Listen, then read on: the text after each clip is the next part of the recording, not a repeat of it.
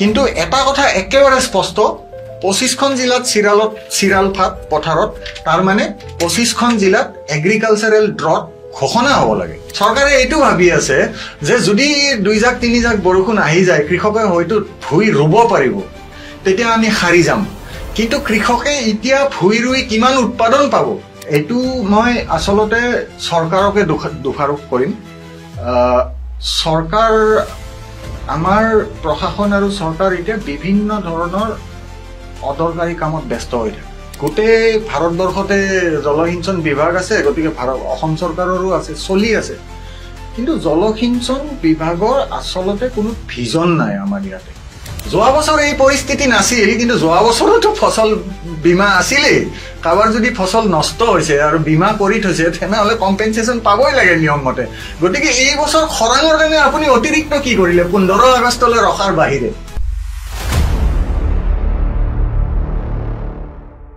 নমস্কাৰ আপোনাক সকলোকে মনৰ খবৰলৈ স্বাগতম জনাইছো আজি আমি মনৰ খবৰৰ মজিয়ালৈ আমন্ত্ৰণ জনাই আনিছো এগৰাকী বিশিষ্ট গৱেষক আদৰ্শ খেতিয়ক বনজিৎ হুছেইন ডাঙৰীয়া আপোনাক মনৰ খবৰৰ মজিয়ালৈ স্বাগতম জনাইছো ধন্যবাদ আপুনি সুদীৰ্ঘ সময় দক্ষিণ কোৰিয়াৰ সিউলৰ এখন বিশ্ববিদ্যালয়ত অধ্যাপনা কৰিছিল তদুপৰি দক্ষিণ পূব এছিয়াৰ কেইবাখনো বিশ্ববিদ্যালয়ত আপুনি ভিজিটিং প্ৰফেসৰ হিচাপে আপোনাৰ সেৱা আগবঢ়াইছিল আৰু এই যাত্ৰাটো সামৰি শেহতীয়াভাৱে আপুনি কৃষি কৰ্মত মনোনিৱেশ কৰিছে বিগত 6 বছৰ ধৰি আপুনি অসমত নলবাৰী এখন গাঁৱত কৃষি কৰ্মত আত্মনিয়োগ কৰিছে আজি আপোনাক আমি মনৰ খবৰৰ মজিয়ালৈ আমন্ত্ৰণ জনাই আনিছো অসমৰ কৃষকৰ সমস্যা আমাৰ কৃষি ব্যৱস্থা আদিৰ বিষয়ে কিছু কথা পাতিবলৈ এই বিষয়টো বিশাল এটা আলোচনাতে সেই সকলোখিনি বিষয় সামৰি লোৱাটো হয়তো সম্ভৱ নহব কিন্তু তথাপিতো প্ৰধান কিছু সমস্যাৰ বিষয়ে আপোনাৰ সৈতে আলোচনা কৰিবলৈ আপোনাক আজি আমন্ত্ৰণ জনাই আনিছো প্ৰথমতে আমি খৰাঙৰ প্ৰসংগলৈ আহোঁ শেহতীয়াভাৱে গোটেই ৰাজ্যখনৰ কেইবাখনো জিলাত খৰাঙে এক ভয়াৱহ ৰূপ লৈছিল মানে এতিয়াও লৈ আছে যদিও শেহতীয়াকৈ 2 জাক বৰষুণ হৈছে কিন্তু খৰাঙৰ কবলৰ পৰা আমাৰ ৰাজ্যখন এতিয়াও মুক্ত হোৱা নাই আপোনালৈ মোৰ প্ৰশ্নটো হৈছে এই খৰাঙে আমাৰ অসমৰ খেতিয়কসকলক কিদৰে ক্ষতিগ্ৰস্ত কৰিছে হয় আপুনি কোৱাৰ দৰে আসলতে বিষয়টো যেহেতু বৰটা চৰ্চা নহয় যথেষ্ট ডাঙৰ বিষয় হলেও আজি আপোনাৰ যেটো আমি অৱস্থা অসমৰ পথাৰত দেখি আছো চিৰাল ফাট চাৰিওফালে আপুনি কৈছে হয় যোৱা কিছু দিনত কেইজাকমান বৰষুণ আহিছে কিন্তু এতিয়াও আমি গভীৰ খৰাঙৰ কবলত প্ৰায় 25খন জিলাত আপোনাৰ পথাৰত চিৰাল ফাট আজি আপোনাৰ ভাদ মাহ আৰু হয়তো 3 দিন নে 4 দিন পিছত ভাদ মাহ আৰম্ভ হ'ব এতিয়ালৈ অসমৰ কৃষকে আপোনাৰ ভুই ৰুই শেষ কৰিব পৰা নাই বহুতে আৰম্ভই কৰিব পৰা নাই যোৱা কিছু বছৰৰ আমাৰ যেটো অসমত বতৰৰ পৰিৱৰ্তন হেও আলোচনা কৰিব লাগিব আপোনাৰ যোৱা কি হৈছে এইবাৰ ধৰক 25খন জিলাত আপোনাৰ 50%কে কম বৰষুণ হৈছে কিন্তু আমি যদি যোৱা 5টা বছৰ চাওঁ আসলতে কি হৈছে যে প্ৰতিটো বছৰতে আপোনাৰ 15 দিনৰ পৰা 20 দিনলৈ খৰাঙৰ দৰে এটা পৰিস্থিতি হয় তাৰ পিছত আপোনাৰ কি হয় যিখিনি বৰষুণ আপোনাৰ 2 মাহত হ'ব লাগিছিল হি কেতিয়াবা 2 দিনত হৈ যায় হৈ যোৱাৰ ফলত ইতিমধ্যে আপোনাৰ পানী আৰু খৰাং এই দুইটাৰ লগত অসমৰ কৃষকে যোৱা 5 বছৰ মান আপোনাৰ যুঁজি আছে কিন্তু আপুনি যদি এতিয়া ধানৰ প্ৰডাকচনৰ ষ্টেটিষ্টিক্স চাব যায় এই যোৱা 5 বছৰৰ যেটো কৃষকৰ সংগ্ৰাম হেতু তাতে ফুটি নুঠে সেই ফুটি নুঠাৰ এটা কাৰণ আছে কাৰণটো হ'ল আপোনাৰ মই যেনেকৈ কলো আপোনাৰ এইবাৰ আমি 50 দিনৰ ওপৰলৈ বৰষুণ নোহোৱাকে এটা খৰাঙৰ দৰে পৰিস্থিতি দেখিছো কিন্তু অইন বছৰ যোৱা 5 বছৰত মই কলো 15 দিন 20 দিন 25 দিন পৰ্যন্ত এনেকুৱা খৰাঙৰ দৰে পৰিস্থিতি হৈ আছে হলে আপোনাৰ কি হয়, আমি যদি চাওঁ অসমৰ আপোনাৰ নামনি অসমৰ কিছুমান পকেটছক বাদ দি আমি যদি অসমৰ পথাৰবোৰ চাওঁ, অসমৰ পথাৰবোৰ বৰ অসমান। মানে অৰ্থ এইটো যে একেখন গাঁৱতে আপোনাৰ এজন কৃষকৰ হয়তো বাম পথাৰত এডৰা ধান খেতি আছে আৰু দ পথাৰত এডৰা ধান খেতি আছে, কিন্তু এই দুইখন পথাৰ একেলগে অৱস্থিত, ইখনৰ কাষত সিখন। গতিকে সেনেকুৱা এটা পৰিস্থিতিত কি হয়, আপোনাৰ যেতিয়া পানী বেছি হৈ যায়, যি বছৰ পানী বেছি হৈছে, ধৰক কোনোবা এটা মাহত শাওণ মাহত বা ভাদ মাহত বেছি পানী হৈ গৈছে, সেই বছৰ আপোনাৰ বাম পথাৰখনত উৎপাদন বৃদ্ধি পায়। আৰু যি বছৰ খৰাঙৰ দৰে পৰিস্থিতি হয়, সেই বছৰ দ পথাৰখনত আপোনাৰ উৎপাদন বৃদ্ধি পায়। গতিকে আপুনি যদি ষ্টেটিষ্টিক্সটো চায়, গাঁৱৰ ষ্টেটিষ্টিক্স, তাৰপিছত ব্লকৰ ষ্টেটিষ্টিক্স, তাৰপিছত ডিষ্ট্ৰিক্টৰ ষ্টেটিষ্টিক্স, সেইখিনি চালে আপুনি আচলতে উপলব্ধি কৰিব নোৱাৰে যে আচলতে পানীক লৈ কৃষকে যোৱা 5 বছৰৰ পৰা কিমান সংগ্ৰাম কৰি আছে। বেছি পানী বা কম পানী, দুই ধৰণৰ সংগ্ৰাম একেলগে চলি আছে। কিন্তু এই বছৰ কি হৈছে, আপোনাৰ এই খৰাং কালটো প্ৰায় 50 দিন পাৰ হৈ গৈছে, যোৱাৰ ফলত 25খন জিলাত একেলগে একে সময়ত পথাৰত চিৰাল ফাট মেলিছে। কিন্তু আচৰিত কথাটো এইটোৱে যে আপুনি ইতিপূৰ্বে উল্লেখ কৰিছে 25খন জিলাত খৰাঙে ভয়াৱহ ৰূপ লৈছে, চৰকাৰে কিন্তু 5খন জিলাকহে ড্ৰট লাইক বুলি কৈছে। মানে তেওঁলোকে খৰাং পীড়িত বুলিও কোৱা নাই, ড্ৰট লাইক চিটুৱেশ্যন বুলি কৈছে মাত্ৰ 5খন। সেইটো কিয়? মানে সমস্যাটো হৈছে 25খনত চৰকাৰে মাত্ৰ 5খন বুলি কৈছে। আৰু আমাৰ অসম কংগ্ৰেছ বিধায়িনী দলৰ নেতা তথা বিৰোধী দলপতি দেৱব্ৰত শইকীয়া ডাঙৰীয়া, তেখেতেও শেহতীয়াভাৱে ৰাজ্যপালক এখন স্মাৰক পত্ৰ দিছিলে। তাত তেখেতে দাবী তুলিছিল যে 25খন জিলাক খৰাং পীড়িত হিচাপে ঘোষণা কৰিব লাগে। তাৰপিছত চৰকাৰে মাত্ৰ 5খন জিলাকে খৰাং পীড়িত বুলি ঘোষণা কৰিছে। মানে খৰাং পীড়িত নহয়, ড্ৰট লাইক চিটুৱেশ্যন। কিয়? খৰাঙৰ দৰে অৱস্থা। এতিয়া চাওক, এইটো মই আচলতে চৰকাৰকে দোষাৰোপ কৰিম। চৰকাৰ, আমাৰ প্ৰশাসন আৰু চৰকাৰ এতিয়া বিভিন্ন ধৰণৰ অদৰকাৰী কামত ব্যস্ত হৈ থাকে। আপোনাৰ ৰাজনৈতিক মুনাফাৰ কাৰণে হিন্দু, মুছলমান, বহিৰাগত, খিলঞ্জীয়া, এই গোটেইবোৰৰ সমস্যা কিছুমান আছে, সমাধানৰ ফালে নাযায়। নোযোৱাৰ ফলত আপোনাৰ কি হৈছে, অসমত আপোনাৰ 86% অসমৰ পপুলেশ্যন গাঁৱত থাকে। আপোনাৰ কিবা নহয় কিবা ধৰণে কৃষিৰ লগত জড়িত। সি নিজৰ মাটি নাথাকিলে সি বেলেগৰ মাটিত কাম কৰে, পথাৰত কাম কৰে। কৰিলে আমাৰ 86% অফ আছামছ পপুলেশ্যন আমাৰ গাঁৱত থাকে, কৃষিৰ লগত জড়িত। কিন্তু এই বিষয়টোক যিমান গুৰুত্ব প্ৰদান কৰিব লগা হয়, এই চৰকাৰখনে নকৰে। নহলে আপোনাৰ এতিয়া কি হয় চাওক, কিন্তু চৰকাৰতো জলসিঞ্চন বিভাগ এটা আছে, বিয়াগুম বিভাগ এটা আছে। সেই জলসিঞ্চন বিভাগৰ কাম কি তেতিয়াহ'লে? আহি আছো, যদি কৃষকে যদি খৰাঙত যদি কৃষকে পথাৰত পানীয়ে নাপায়, হয়,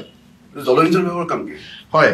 সেইটো বিষয়লৈ মই আহি আছো। তাৰে আগতে এই 5খন জিলা কিয় আৰু 25খন কিয় নহয়, এইটো মই চমুকে কৈ দিছো। তাৰমানে খৰাং ঘোষণা কৰা আপোনাৰ কিছুমান ক্ৰাইটেৰিয়া আছে, কিছুমান ব্ৰড ক্ৰাইটেৰিয়া আছে নেশ্যনেল লেভেলত। ৰেইন ডেফিচিটটো নিশ্চয় এটা গুৰুত্বপূৰ্ণ ক্ৰাইটেৰিয়া, যিটো অসমত আচলতে 25খন জিলাতে ফুলফিল হৈছে। কাৰণ চবতে আপোনাৰ 50%তকৈ অধিক হলে আচলতে মডাৰেট চিভিয়াৰৰ ফালে গৈ থকা অৱস্থা। কিন্তু তাত আৰু কিছুমান ক্ৰাইটেৰিয়া আছে, কিন্তু ষ্টেট গভৰ্ণমেণ্টে নিজৰ ৰাজ্যৰ স্থিতি হিচাপে, লোকেল কনটেক্সট হিচাপে সেই ক্ৰাইটেৰিয়াবোৰ অলপ সাল সলনি কৰিব পাৰে। এতিয়া ধৰি লওক গ্ৰাউণ্ড ৱাটাৰৰ কথা আছে, যে গ্ৰাউণ্ড ৱাটাৰ যদি বেছি নামি যায় সেইটো এটা ক্ৰাইটেৰিয়া। তাৰপিছত এগ্ৰিকালচাৰেল ড্ৰট বুলি বস্তু এটা আছে, যে আপোনাৰ বৰষুণ কম হৈছে, হয়তো আপোনাৰ নদী ভৰ্তি হৈ আছে, জলসিঞ্চনৰ মাধ্যমেৰে পানী যোগান ধৰিব পৰা নাই, সেইটোক এগ্ৰিকালচাৰেল ড্ৰট বুলি কয়। গতিকে আমি আচলতে যদি সঁচা অৰ্থত আজি চাব যাওঁ, 25খন জিলাত এগ্ৰিকালচাৰেল ড্ৰট চলি আছে। এতিয়া চাইণ্টিফিকেলি আপুনি ড্ৰট ঘোষণা কৰে নে নকৰে সেইটো এটা সুকীয়া বিষয়, চাইণ্টিফিক ক্ৰাইটেৰিয়াবোৰ মিট কৰি। কিন্তু এটা কথা একেবাৰে স্পষ্ট, 25খন জিলাত চিৰাল ফাট পথাৰত, তাৰ মানে 25খন জিলাত এগ্ৰিকালচাৰেল ড্ৰট ঘোষণা হ'ব লাগে। আৰু ইয়াতে আৰু এটা কথা জড়িত হৈ আছে, যদি ধৰক চৰকাৰে ঘোষণা কৰি দিলে, চৰকাৰে কি কৰিব? 23 তাৰিখে সন্ধিয়া মুখ্যমন্ত্ৰী ডাঙৰীয়াই মিডিয়াক বাইট দিয়া দেখিছিলোঁ আপোনাৰ কেবিনেট মিটিং ডিব্ৰুগড়ত হৈছিল চাগে তাৰপিছত তেখেতে ক'লে যে ড্ৰট চিটুৱেশ্যন ইজ ইম্প্ৰুভিং আমি 15 আগষ্টলৈ ৰখিম তাৰপিছত এটা সিদ্ধান্ত ল'ম কিন্তু এই 5খন জিলাত ড্ৰট লাইক চিটুৱেশ্যন হৈছে পশ্চিম অসমৰ আপোনাৰ বাক্সা বৰপেটা বঙাইগাঁও কোকৰাঝাৰ ধুবুৰী এইটো ক'লে কৈ 15 আগষ্টলৈ ৰখিম বুলি ক'লে তাৰ মানে কি তাৰ মানে কথাটো হ'ল এইটো এটা ইমান গভীৰ সমস্যা য'ত ৰাজ্যখনৰ 86% মানুহ জড়িত হৈ আছে এই সমস্যাটোক আপোনাৰ হেড অন চৰকাৰে এড্ৰেছ কৰিবই বিচৰা নাই চৰকাৰে এইটো ভাবি আছে যে যদি 2 জাক 3 জাক বৰষুণ আহি যায় কৃষকে হয়তো ভুই ৰুব পাৰিব তেতিয়া আমি হাৰি যাম কিন্তু কৃষকে এতিয়া ভুই ৰুই কিমান উৎপাদন পাব আৰু যিবোৰ ধৰক আমাৰ গাঁৱত এনেকুৱা বহুত কৃষক আছে যাৰ নিজৰ মাত্ৰ 1 বিঘা মাটি আছে সি 1 বিঘা মাটিত ভুই ৰুই সি গাঁৱতে বেলেগৰ মাটিত দিন মজুৰি কৰে গতিকে এবাৰ ভুইয়ে ৰুব পৰা নাই গতিকে অকল কৃষকে নহয় যোন দিন মজুৰি কৰে কৃষি খণ্ডত যোনে দিন মজুৰি কৰে তাৰো চৌকা জ্বলা নাই এবাৰ তাৰটো এতিয়াই জ্বলা নাই কৃষকজনৰ হয়তো ভঁৰালৰ তলত ধান আছেই কিন্তু যোনে পথাৰত দিন মজুৰি কৰি খাই আছে তাৰ আজি চৌকা জ্বলা নাই গতিকে এই যিবোৰ সমস্যা আচলতে গ্ৰাউণ্ডত এইবোৰ তাৰমানে চৰকাৰে ভাবিয়ে চোৱা নাই নহলে আপোনাৰ চৰকাৰে কিয় ক'ব যে 15 তাৰিখলৈ ৰখি লওঁ 15 তাৰিখলৈ ৰখি লওঁ মানে কি উদ্দেশ্যটো এইটো 2-4 জাক যদি বৰষুণ আহি যায় আমি হাৰি যাম তাৰ পিছত আৰু এটা গুৰুত্বপূৰ্ণ কথা মুখ্যমন্ত্ৰীয়ে কোৱা মোৰ মনত আছে মুখ্যমন্ত্ৰীয়ে কৈছে যে প্ৰধানমন্ত্ৰী ফসল বীমা যোজনাত যিসকল কৃষকৰ ক্ষতি হয় তেখেতসকলক ক্ষতিপূৰণ দিয়া হ'ব এতিয়া মোৰ কথাটো হ'ল যে ধৰি লওক মানি ললো 25খন নহয় আপুনি 5খনতেই বাৰু খৰাং বুলি ঘোষণা কৰিলে কিন্তু ধৰি লওক কামৰূপ গ্ৰাম্যৰ যিজন কৃষকৰ পথাৰত চিৰাল ফাট আছে কিন্তু কামৰূপ ড্ৰট বুলি ঘোষণা হোৱা নাই সেই কৃষকজনৰ যদি বীমা আছে সেই কৃষকজনেও এনেই কম্পেনচেশ্যন পাব গতিকে আপুনি খৰাং বুলি অতিৰিক্ত কি কৰিলে যোৱা বছৰ এই পৰিস্থিতি নাছিল কিন্তু যোৱা বছৰতো ফসল বীমা আছিলেই কাৰোবাৰ যদি ফসল নষ্ট হৈছে আৰু বীমা কৰি থৈছে তেনেহ'লে কম্পেনচেশ্যন পাবই লাগে নিয়ম মতে গতিকে এই বছৰ খৰাঙৰ কাৰণে আপুনি অতিৰিক্ত কি কৰিলে 15 আগষ্টলৈ ৰখাৰ বাহিৰে আপুনি যে মানে বিগত 6 বছৰ ধৰি খেতিৰ সৈতে পোনপটীয়াকৈ জড়িত হৈ আছে এটা সমস্যা তুমি বুজি পালো যে যেটো আপোনাৰ খৰাঙৰ সমস্যা আৰু জলসিঞ্চন ব্যৱস্থাটো মানে চৰকাৰৰ যে জলসিঞ্চন বিভাগ এটা বগাহাতীত পৰিণত হৈছে বুলি ক'লেও চাগে বহাই কোৱা নহ'ব হয় সেইটো কথা মোৰ আচলতে মই ক'ব পাহৰি থাকিলো আচলতে আমাৰ জলসিঞ্চন বিভাগৰ এটা আমি কথা জানিব লাগিব অসমৰ ইতিহাসত জলসিঞ্চন বুলিবলৈ হলে আজি নহয় এটো ব্ৰিটিছে আৰম্ভ কৰি থৈ যোৱা কথা মাথাউৰি বান্ধা আমি যোৱা 100 বছৰ মাথাউৰি বান্ধাত ব্যস্ত হৈ আছো আমাৰ অৰিয়েন্টেশনটো তেনেকুৱা পানীক ৰোধ কৰা তাৰ পিছত আপোনাৰ বিভাগটো চলি থাকে কাৰণ গোটেই ভাৰতবৰ্ষতে জলসিঞ্চন বিভাগ আছে গতিকে অসম চৰকাৰৰো আছে চলি আছে কিন্তু জলসিঞ্চন বিভাগৰ আচলতে কোনো ভিজন নাই আমাৰ ইয়াতে আপোনাৰ ধৰক হেদিনা নহয় আচলতে মাৰ্চ মাহত আমাৰ জলসিঞ্চন মন্ত্ৰী অশোক সিংহল ডাঙৰীয়াই এটা ষ্টাৰ কোৱেশ্চনৰ উত্তৰত কৈছিল যে মাত্ৰ 24% পথাৰত জলসিঞ্চন উপলব্ধ আছে তাৰে 14%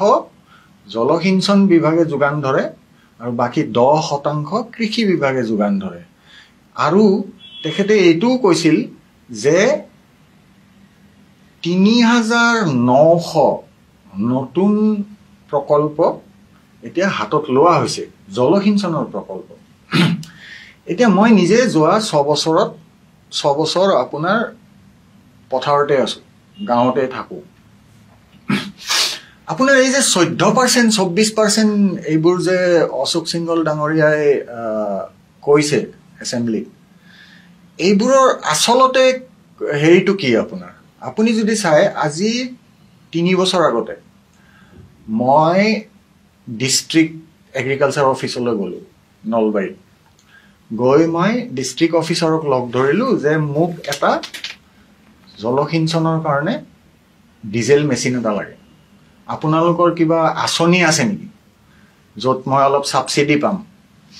তেখেতে মোক লগাই দিলে এক্সিকিউটিভ ইঞ্জিনিয়াৰৰ লগত নলবাৰী জিলাৰ কৃষি বিভাগৰ এক্সিকিউটিভ ইঞ্জিনিয়াৰে মোক ক'লে যে হুছেইন আপুনি ডিজেল মেচিন কিয় ল'ব বিচাৰিছে আমাৰ এটা নতুন আঁচনি আছে সোলাৰ ইৰিগেশ্যন চেক আপুনি সেইটো লওক সেইটোৰ অলপ দাম আছে ডিজেল মেচিনটোৰ আপোনাৰ 40,000 টকা দাম নিৰ্ধাৰিত কৰা হৈছিল সেইখিনি সময়ত তাৰে 20,000 নে 22,000 টকা চৰকাৰে ছাবচিডি দিয়ে বাকী কৃষকজনে দিব লাগে এখেতে মোক যেতিয়া বুজালে কৈছে আপুনি সোলাৰ ইৰিগেশ্যন চিষ্টেম লওক ডিজেলৰ ইমান দাম বাঢ়িছে অমুক হৈছে তমুক হৈছে মই ভাবিলোঁ যে কথাটো বেয়া নহয় মই সুধিলোঁ যে কি কওকচোন কৈছে এইটো আচলতে 2 লাখ টকা দাম আপুনি মাত্ৰ 25,000 দিলে হ'ব ডিমাণ্ড ড্ৰাফটেদি বাকীখিনি চৰকাৰে ছাবচিডি দিব মই বোলো বৰ ভাল কথা মই লগে লগে এপ্লাই কৰি দিলোঁ তাৰপিছত অফ দি ৰেকৰ্ড তেখেতে মোক ক'লে যে গ্ৰীণ এনাৰ্জিৰ আমাক টাৰ্গেট দিয়া হৈছে আৰু এই টাৰ্গেটটো চেণ্ট্ৰেল গভৰ্ণমেণ্টৰ ফালৰ পৰা আহিছে তাৰপৰা ষ্টেট গভৰ্ণমেণ্টত আহিছে ষ্টেট গভৰ্ণমেণ্টে আমাক অৰ্ডাৰ দিছে আমি মানে গ্ৰীণ এনাৰ্জি কিমান কৃষিত ব্যৱহাৰ হৈ আছে আমি তাৰ হেৰিটো ষ্টেটিষ্টিক্সটো বঢ়াব লাগে আৰু বৰ অসুবিধা হৈছে হুছেইন জানেনে নলয় কৃষকে এইটো গতিকে আপুনি ল'লে বিৰাট ভাল পালোঁ আপুনি আৰু কৃষকক ক'ব ল'ব লাগে কিন্তু মোৰ পথাৰত তেখেতসকলৰ কোনো নাহিল যে তাতে আচলতে সোলাৰ চিষ্টেমটো উপযোগী হ'বনে নহয় তাতে চেলো বৰিং কিমান ডেফটত হ'ব লাগে সেই অঞ্চলটোত সেইবোৰ চাবলৈ কোনো নাহিল তাৰপিছত কি হ'ল এদিন মোৰ তাত ফোন আহিল কৈছে মই অমুক কোম্পানীৰ পৰা কৈছোঁ আপোনাৰ সোলাৰৰ মাল লৈ আহিছোঁ কাৰণ চৰকাৰে ঠিকাটো দিছে কোনোবা এটা বহিৰাগত কোম্পানীৰ মানুহে আহি মোৰ সোলাৰ চিষ্টেমটো লগাই থৈ গুচি গ'ল যোৱাৰ পিছত মই উপলব্ধি কৰিলোঁ যে বেটাৰী নাই গতিকে এনে সাধাৰণতে যেতিয়া আমাৰ বাৰিষা ভালকৈ হয় এনেকুৱা পৰিস্থিতি নহয় তেতিয়া আমাক সাধাৰণতে অসমৰ কৃষকক বছৰত 3 মাহ জলসিঞ্চনৰ খুব প্ৰয়োজন হয় সেইটো হ'ল আপোনাৰ আঘোণৰ শেষৰ ফালৰ পৰা পুহ মাঘ আৰু ফাগুন এই 3 মাহত অসমত খুব কম ৰ'দ ওলালে আপোনাৰ এই সোলাৰ চিষ্টেমটো ডাইৰেক্ট ৰ'দত চলে ইয়াৰ বেটাৰী নাই নাথাকাৰ ফলত সেইখিনি সময়ত ৰ'দ নোলায় সোলাৰ চিষ্টেমটো নচলে পানী নোলায় পানী ওলালেও অকণ মানে আপোনাৰ মিউনিচিপালিটিৰ পাইপৰ দৰে পানী ওলোৱাৰ পিছত তাৰপিছত কি হ'ল সেই বছৰ মই ৰবি শস্যত পানী দিব নোৱাৰিলোৱে আপোনাৰ সোলাৰ হেৰি লগোৱাৰ পিছতো তাৰপিছত কেইমাহমান পিছত মেচিনটো নচলা হওঁতে মই গ'লোঁ আকৌ কৃষি বিভাগে ক'লে মোক এক্সিকিউটিভ ইঞ্জিনিয়াৰ তেতিয়ালৈ সলনি হৈছে কোনোবা নতুন আহিছে তেখেতে মোক ক'লে যে হেৰি আচলতে এইটো আপুনি ৰিপেয়াৰিঙৰ কাৰণে এই যিটো কোম্পানী আছে কোম্পানীত ফোন কৰিব লাগিব এটা বৰা ছাৰ্ভিচৰ অফিচ ৰিপেয়াৰিং ডিপাৰ্টমেণ্টটো মালিকৰ পুতেকে চায় কিন্তু আপুনি এজন কোনোবা গুজৰাটী বহিৰাগত হেৰি কিন্তু আপুনি আমাকো এখন দৰখাস্ত দি থ'ব আমিও পুছ কৰিম তাৰমানে চাব এটা বহিৰাগত বনিয়া গোষ্ঠীয়ে এটা কণ্ট্ৰেক্টটো দিছে অকল সোলাৰটো লগাবই নহয় 5 বছৰৰ মেইনটেনেন্সৰ কাৰণেও দিছে কণ্ট্ৰেক্টটো মই চুক্তি এজ এ কৃষক এজ এ বেনিফিচিয়াৰী মই ষ্টাম্প পেপাৰত চুক্তি কৰিছোঁ কৃষি বিভাগৰ লগত কিন্তু কৃষি বিভাগে মোক কয় যে দৰখাস্তখন দিব আমি পুছ কৰি দিম অলপ কিন্তু মেইন কামটো মালিকৰ পুতেকেহে কৰিব মই মালিকৰ পুতেকক ফোন কৰিলোঁ ফোন কৰি তেখেতে ক'লে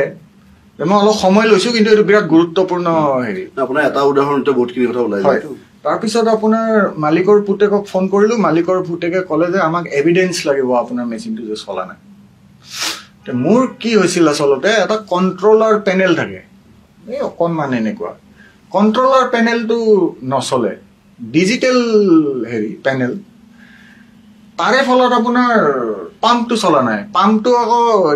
ডিচি মটৰ চাইলেণ্ট মটৰ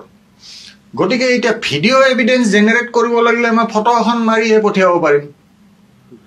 তাৰপিছত মই ফটো মাৰি পঠিয়াই দিলোঁ দিওঁতে আকৌ ফোন কৰিলোঁ মই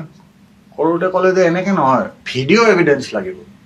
এতিয়া চাইলেণ্ট মেচিন এটাৰ পৰা পানী ওলাই থকা নাই কিয় ওলাই থকা নাই মই কেনেকৈ ভিডিঅ' এভিডেন্স দিম কৃষক হিচাপে হ'লেও মই ভিডিঅ' এটা কৰি পঠিয়াই দিলোঁ তাৰপিছত তেখেতে মোক ক'লে যে 4-5 দিনৰ ভিতৰত আমাৰ টেকনিক্যাল ডিপাৰ্টমেণ্টৰ মেকানিকে আপোনাক ফোন কৰিব তাৰপিছত 4-5 দিন হৈ আপোনাৰ 40 দিন হৈ গ'ল এমাহ পাৰ হৈ গ'ল এমাহ পাৰ হৈ যোৱাৰ পিছত মই আকৌ ফোন কৰিলোঁ এবাৰ অলপ খঙত ফোন কৰিছোঁ অলপ ইংৰাজীটো কথা পাতিছোঁ মই বোলো প্ৰভাৱ পৰে যদি পৰক কিবা তাৰপিছত মোৰ খং উঠিল মই তেখেতক কৈ দিলোঁ যে আপোনালোকৰ বিৰুদ্ধে মই খানাপাৰাত গৈ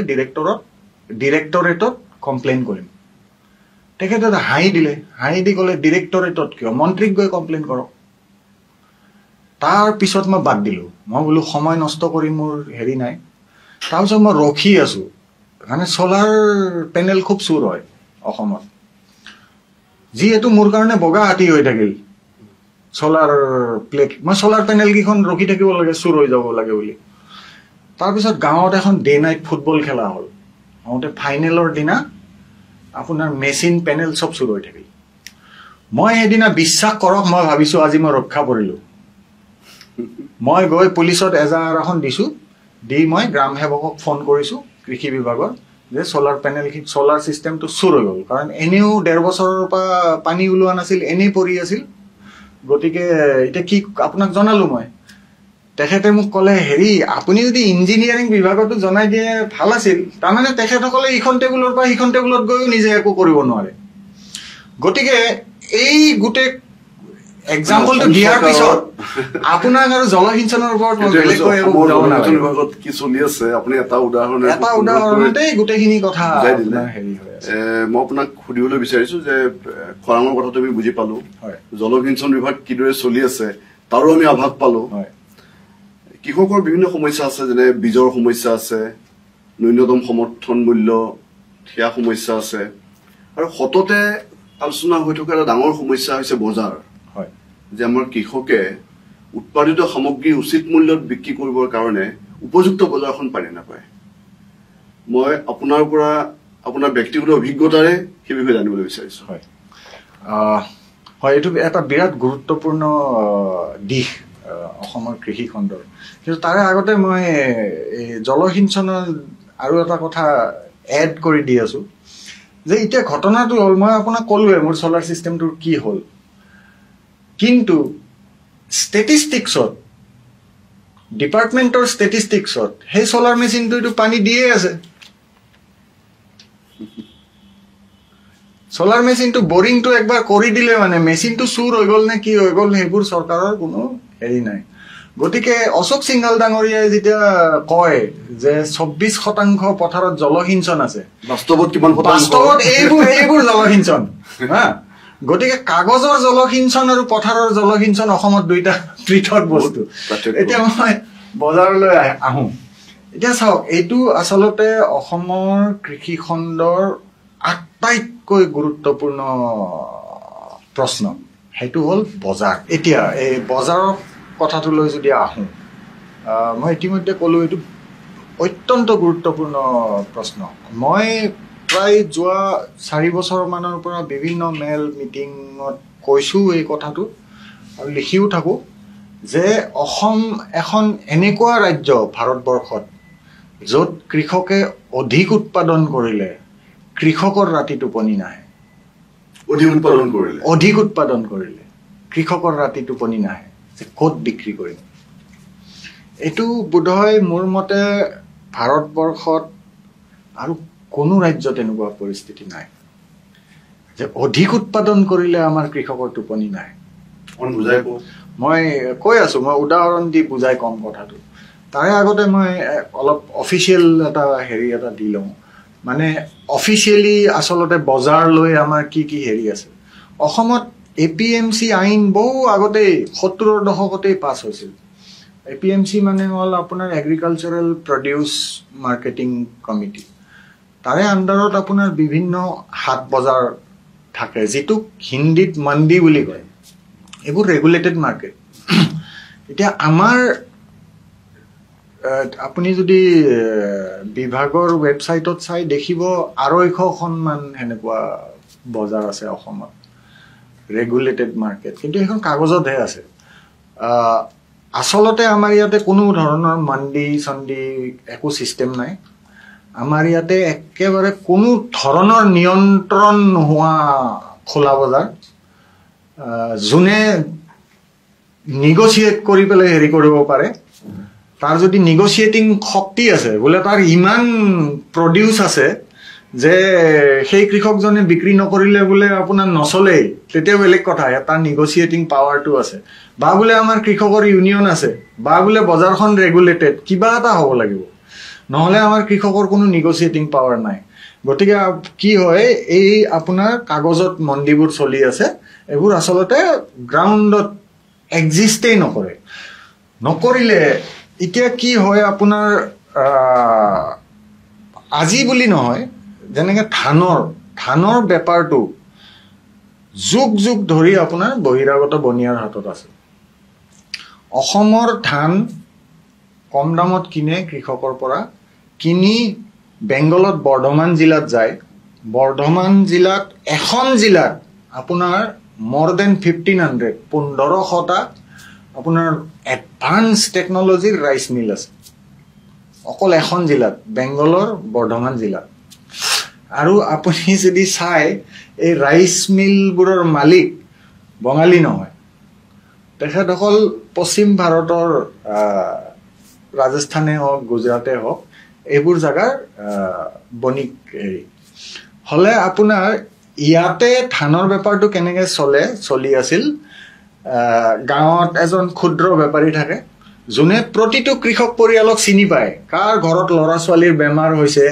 কাৰ ঘৰত কি অসুবিধা আছে কাৰ পইচাৰ প্ৰয়োজন আছে সেইখিনি পৰ্যন্ত হি জানি তাৰ ওপৰত এখন ডিআই গাড়ী থকা বেপাৰী থাকে যোনে ডিআই গাড়ী লৈ এখন জিলাত ধান ক্ৰয় কৰে তে ই তাক ইনফৰ্ম কৰে যে মোৰ গাঁৱত ইমানটা পাৰ্টি আছে সিহঁতৰ পইচাৰ টান গতিকে ধানটো কম দামত কিনি ল'ব পাৰি তাৰপিছত সেই ধানটো গৈ আপোনাৰ গোদামত জমা হয় তাৰপিছত ধানটো বেংগললৈ গুচি যায় বৰ্ধমানত তাতে মিলিং হয় তাৰপিছত ফাঁচী বজাৰত ফিৰি আহি অসমৰ বিভিন্ন বজাৰত গুচি যায় বেলেগ ব্ৰেণ্ডৰ নামত ধানটো উৎপাদন হৈছে অসমতে কিন্তু তাক বাহিৰলৈ লৈ যায় প্ৰসেস কৰি আকৌ উভতাই ফিৰাই অনা হৈছে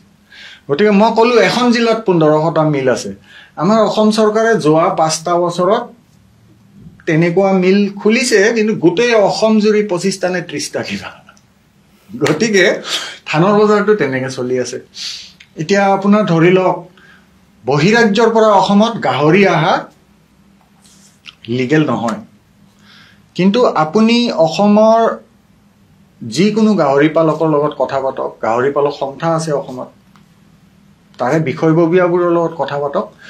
আপুনি তেতিয়া বুজি পাব যে অসমৰ বজাৰত গাহৰিৰ চাহিদা বহু কিন্তু বেছিভাগ যিমান গাহৰি বিক্ৰী হৈ আছে অসমৰ বজাৰত এইবোৰ সব পাঞ্জাব আৰু হাৰিয়ানাৰ পৰা অহা গাহৰি তাৰ মানে ইয়াতে এটা সিন্ডিকেট জড়িত হৈ আছে মানে এতিয়া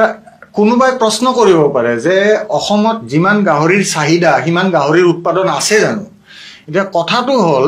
1 লাখ আমাক লাগে 60,000 মেট্ৰিক টন অসমত উৎপাদন হৈছে গতিকে 40,000 মেট্ৰিক টন বাহিৰৰ পৰা আহিব হেতুত কাৰো আপত্তি নাই হেতুত অসমৰ গাহৰি পালকজনৰো আপত্তি নাই কিন্তু গোটে সমস্ত 100% বজাৰখন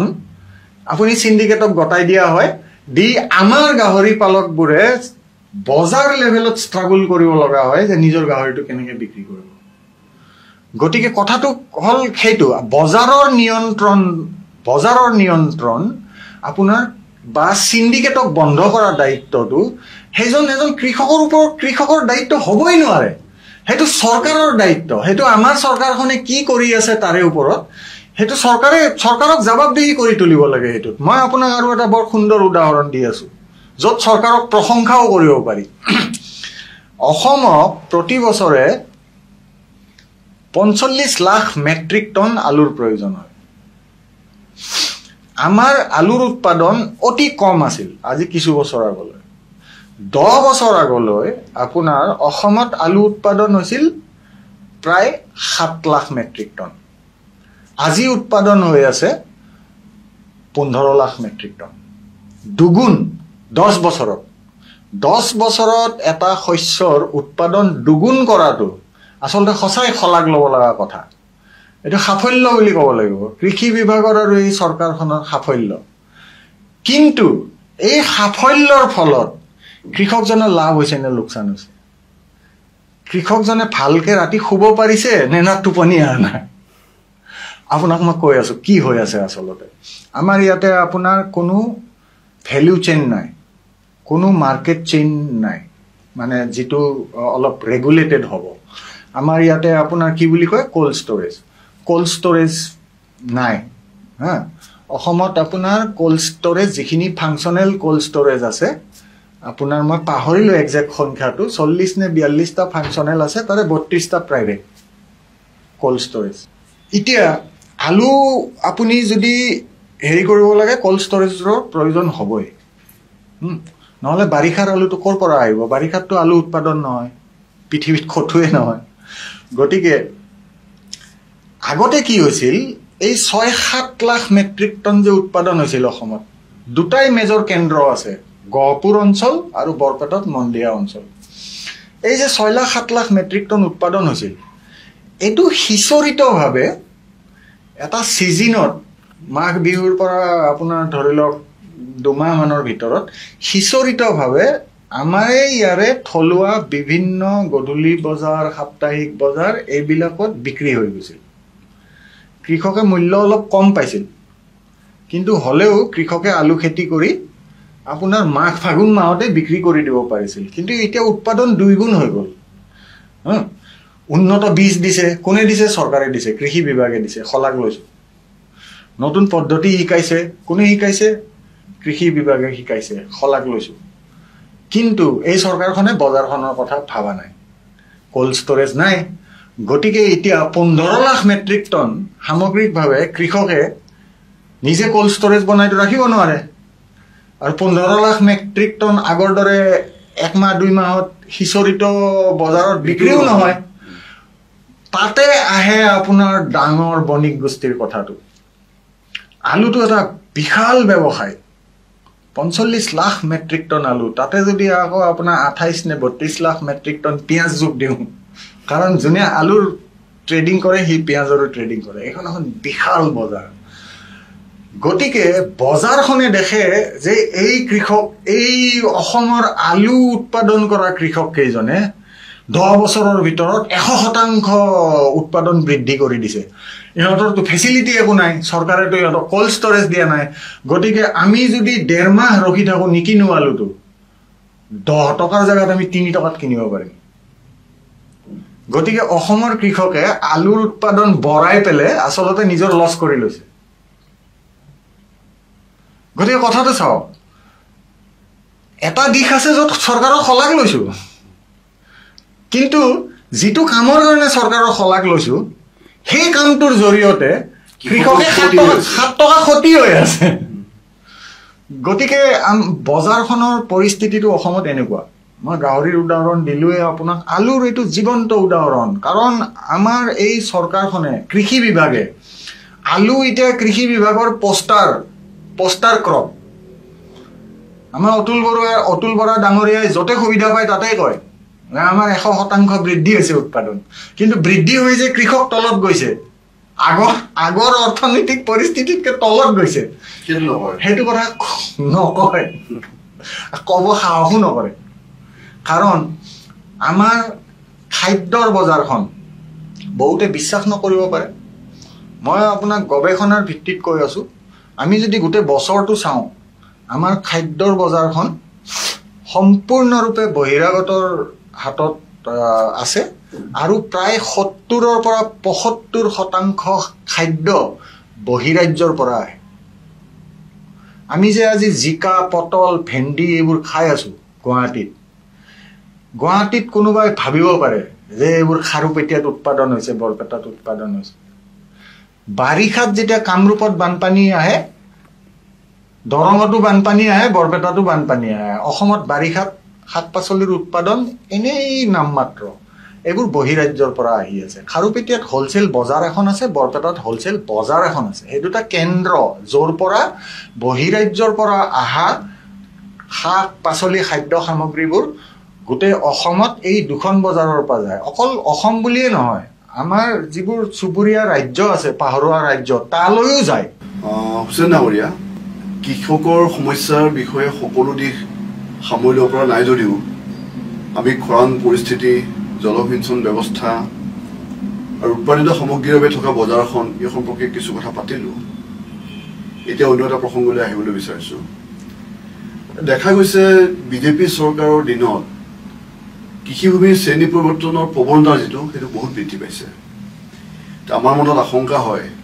যদি আমাৰ হাতত পথাৰখনেই নাথাকে তে কৃষি ক'ত থাকিব, কৃষক ক'ত থাকিব? এই সম্পৰ্কে আপোনাৰ মতামত কি? হয়, গুৰুত্বপূৰ্ণ বিষয়। মই ভাবোঁ ইয়াৰে দুটা দিশ আছে। এটা দিশ প্ৰত্যক্ষভাৱে কৃষিখণ্ডত কি চলি আছে তাৰে লগত জড়িত। আমি বিভিন্ন সমস্যাৰ কথা ইতিমধ্যে পাতিলোৱেই যে আমাৰ কৃষকে আচলতে যিখিনি উপাৰ্জন কৰিব পাৰিব লাগিছিল মাটিৰ পৰা, কৃষিভূমিৰ পৰা, সেইখিনি উপাৰ্জন কৰিব পৰা নাই। তাৰ বিভিন্ন দিশ আছে, তাৰ কিছু দিশ আমি ইতিমধ্যে আলোচনা কৰিলোঁ। তাৰে ফলত এটা এনেকুৱা পৰিস্থিতি আজি হৈছে যে আপুনি যদি উজনি অসমে হওক বা নামনি অসমে হওক, আঘোণ মাহত যেতিয়া ধান কটা হয়, ধান চপোৱা হৈ যায়, তাৰপিছত আপুনি মাঘ মাহত বা পুহ মাহত অসমৰ যদি যিকোনো এখন ডাঙৰ বিশাল পথাৰত, বিশেষকৈ খিলঞ্জীয়া প্ৰধান অঞ্চলসমূহত আপুনি যদি যিকোনো এখন বিশাল পথাৰত যায়, আপুনি দেখিব যে 10খন নহ'লে 20খন ট্ৰেক্টৰে কৃষিভূমি কাটি নি আছে, তাৰ পৰা মাটি খান্দি কাটি ট্ৰেক্টৰত লৈ গৈ আছে। সেই মাটিটো বিভিন্ন জাগাত ব্যৱহাৰ হয়। কোনোবাই নতুনকৈ ঘৰ বনাইছে, তাৰ আৰ্ট ফিলিং কৰিব লাগে, তাতে ব্যৱহাৰ হয়। বিভিন্ন কামত ব্যৱহাৰ হয়। বিভিন্ন ধৰণৰ ৰাস্তা পদূলি বনোৱা হৈ আছে গ্ৰাম্যাঞ্চলত, সেইবোৰতো ব্যৱহাৰ হয়। কিন্তু কৃষকে কি পায়? কৃষকে মাত্ৰ 50 টকা পায়। এক গাড়ী মাটি খান্দি বিক্ৰী কৰি দিলে। তাৰমানে আমাৰ কৃষকৰ এয়াই দুৰৱস্থা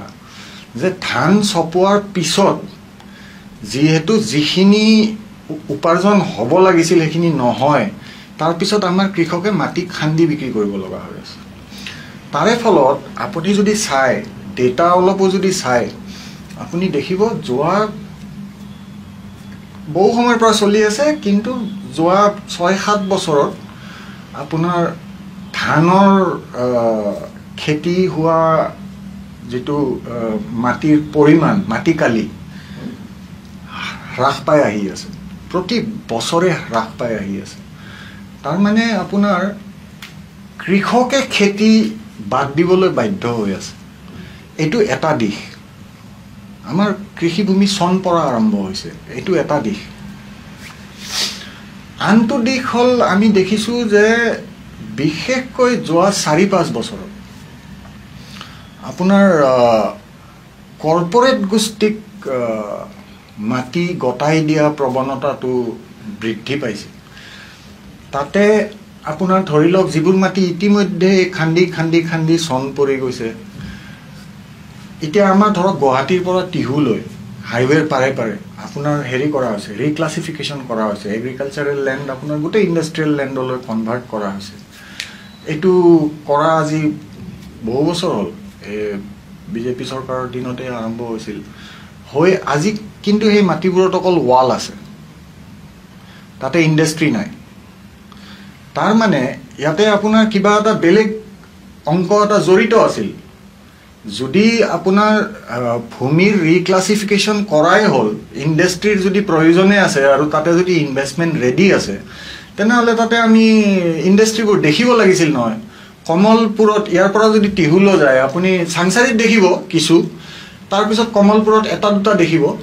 টিহুলৈ তাৰপিছত আপুনি একো ইণ্ডাষ্ট্ৰি নেদেখে, কিন্তু দেখিব যে বিঘাই বিঘা আপোনাৰ ৱাল দি থৈছে। তাৰমানে এইবোৰ বনিয়া গোষ্ঠীকে বিক্ৰী কৰা হৈছে, কিন্তু একো পৰিকল্পনা নোহোৱাকৈ আপোনাৰ এই লেণ্ড ৰিক্লাছিফিকেশ্যনটো কৰিছে। এইটো একদম স্পষ্ট। তাৰপিছত অইনটো ইয়াৰে ভিতৰতে আৰু এটা সোমাই আছে যে এতিয়া ধৰক আমাৰ ভূমি আইন, লেণ্ড ৰেজিমত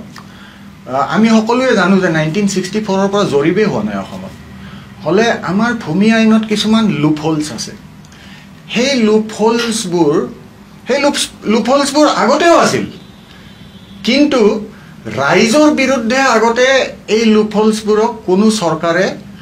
অস্ত্ৰ হিচাপে ব্যৱহাৰ কৰা নাছিল। কিন্তু এইখন চৰকাৰে চাওক আজি উচ্ছেদ চলি আছে হেৰি হৈ আছে বহুত উচ্ছেদ অকল পূৰ্ববংগীয় মূলৰ মানুহে হোৱা নাই আমি জানো ইতিমধ্যে তথ্য আহি ওলাইছে যে আপোনাৰ 55 ফেব্ৰুৱাৰীৰ পৰা 55,000 বিঘা মাটিত উচ্ছেদ চলিছে বা উচ্ছেদৰ কাৰণে তাক চিনাক্ত কৰা হৈছে ফাইনেলাইজ কৰা হৈছে তাৰে আমি দেখিছো যে 49,000 বিঘা মাটি আসলতে আমাৰ খিলঞ্জীয়া জনজাতীয় লোকৰ বসতি প্ৰধান মাটি এইবোৰ আমি দেখি আছো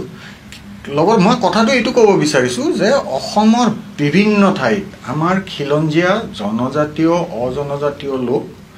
আপোনাৰ লোকৰ পট্টা নাই তেখেতসকলে একচনীয়া মাটিত আছে তেখেতসকলে গ্ৰেজিং লেণ্ডত আছে এইটো অকল পূৰ্ববংগীয় মূলৰ মানুহৰে কথা নহয় কাহিনী নহয় আমি ধেমাজিৰ ফালে যদি যাওঁ আমি দেখিম আপোনাৰ হাজাৰ হাজাৰ বিঘা কিলোমিটাৰৰ পিছত কিলোমিটাৰ কোনো খিলঞ্জীয়া লোকৰ পট্টা নাই হেনেকে আমি বহুত জায়গাত দেখিম আমি বিটিএডিৰ ভিতৰতে বহুত জায়গাত দেখিম যে আপোনাৰ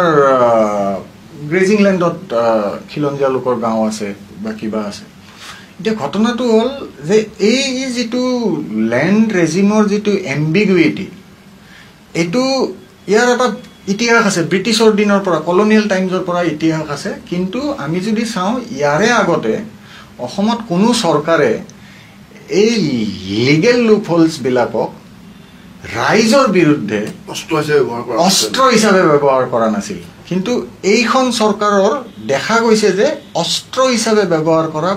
প্ৰৱণতি এটা আছে তাৰ এটা আপোনাৰ উদাহৰণ পুৰণি উদাহৰণ আজি প্ৰায় 3-4 বছৰৰ পৰা আন্দোলন চলি আছে আপোনাৰ নগাঁৱত মিকিৰ বামুনি গ্ৰান্ট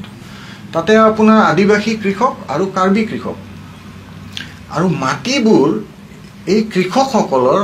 ৰয়টি খাতিয়ান আছে তে আসলতে ৰয়টি খাতিয়ান থাকিলে তেখেতসকলক মুখৰ কথাত উচ্ছেদ কৰি দিব নোৱাৰি তাৰ এটা আইনী এটা হেৰি আছে প্ৰসেস আছে আৰু এনেও আপুনি যদি ল্যান্ড ৰিক্লাসিফিকেশন কৰিব লাগে তাৰ কিছুমান ক্ৰাইটেৰিয়া আছে এটা ক্ৰাইটেৰিয়া হ'ল দেখাব লাগিব যে it is unfit for agriculture Mikir Bamuni গ্ৰান্টৰ ক্ষেত্ৰত আমি স্পষ্টকৈ দেখিছো বহিৰাগত কোম্পানী এটা সোলাৰ পাৰ্ক এখন বনাবলৈ খেতি হৈ থকা মাটিত তাতে ধান আছে থিয় ফসল থিয় হৈ আছে সেই মাটিত আপোনাৰ ডিস্ট্ৰিক্ট এডমিনিষ্ট্ৰেচনে সাৰ্টিফাই কৰি দিছে যে এই মাটিটোত 15 বছৰৰ পৰা খেতি হোৱা নাই this is not fit for agricultural land এইটো কথা কৈ এই জালিয়তিটো কৰি আপোনাৰ কৃষি ভূমিটোক ৰিক্লাসিফাই কৰি দিলে কিন্তু তাতে খেতি থিয় হৈ আছে যেতিয়া আজুৰ পাৱাৰে তাতে বেৰা দিব যায় তেতিয়া তাতে সেউজীয়া ধান থিয় হৈ আছে চৰকাৰে কৈছে তাত খেতিৰ কাৰণে উপযোগী নহয় গতিকে এতিয়া আপোনাৰ এই লিগেল লুপহোলস বিলাক তাৰ ইতিহাসত নাযাওঁ তাক কাক দোষাৰোপ কৰিব লাগে সেইবোৰত নাযাওঁ কিন্তু এইবোৰ কেতিয়াও অস্ত্ৰ হিচাপে ব্যৱহাৰ হোৱা নাছিল এইখন প্ৰথম চৰকাৰ অসমৰ ইতিহাসত যোনে লিগেল লুপহোলছক ৰাইজৰ বিৰুদ্ধে অস্ত্ৰ হিচাপে ব্যৱহাৰ কৰাৰ প্ৰৱণতি এটা দেখা দিছে হুছেইন ডাঙৰীয়া আমাৰ আলোচনাৰ আৰম্ভণিতে এই কথা উল্লেখ কৰা হৈছিল যে অসমৰ ৮৬% মানুহ গাঁৱত বাস কৰে আমাৰ অসমীয়া মানুহৰ ঘাই শিপাডাল ৰূপিত হৈছে গাঁৱত আৰু খেতিৰ প্ৰসংগটো গাঁৱৰ সৈতে পোনপটীয়াভাৱে জড়িত কিন্তু দেখা গৈছে যে এই মানুহখিনিকে এই খেতিয়কে হওক বা গাঁৱত বসবাস কৰা মানুহখিনি হওক খেতিৰ সৈতে জড়িত মানুহখিনি হওক তেওঁলোকৰ প্ৰতি চৰকাৰৰ গুৰুত্ব নাই বৰঞ্চ তেওঁলোকক বিভিন্ন ক্ষেত্ৰত সমস্যাৰ গৰাহলৈ ঠেলিহে দিয়া হৈছে আপোনাৰ সৈতে কথা পাতি থাকোঁতে মোৰ মনলৈ হীৰেন ভট্টাচাৰ্যদেৱৰ সেই কবিতাত লক্ষ্মী নামৰ কবিতাটোৰ এটা পংক্তি মনলৈ আহি আছিলে যে আইজনীৰ মাকৰ গাত লেঠা এইবেলি ল'ৰা এটা হ'লে ভাল হয় বৰ জানাইতো খেতিয়কৰ ল'ৰাৰ হাত বৰ পোন আমি ভাবোঁ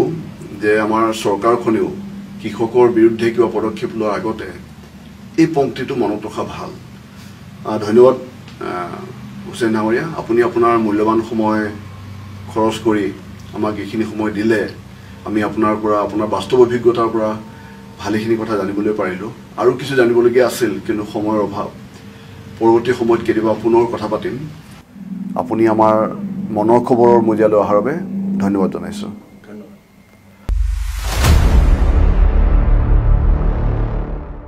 মনৰ খবৰৰ মজিয়ালৈ আজি আমি আমন্ত্ৰণ জনাই আনিছিলোঁ বিশিষ্ট গৱেষক, আদৰ্শ খেতিয়ক বনজিৎ হুছেইন ডাঙৰীয়াক। আমি তেখেতৰ মুখেৰে কৃষি আৰু কৃষক সম্পৰ্কে যথেষ্ট কথা জানিবলৈ পাৰিলোঁ। তেখেতক আমি ধন্যবাদ জনাইছোঁ। আপোনালোকে আমাৰ অনুষ্ঠানটি চাই যদি ভাল পালে তেনেহ'লে লাইক, কমেণ্ট আৰু শ্বেয়াৰ কৰিবলৈ নাপাহৰিব। আপোনালোকৰ মূল্যৱান দিহা পৰামৰ্শ আমাৰ সদায় কাম্য। অনুষ্ঠানটি চাই থাকিব। ধন্যবাদ।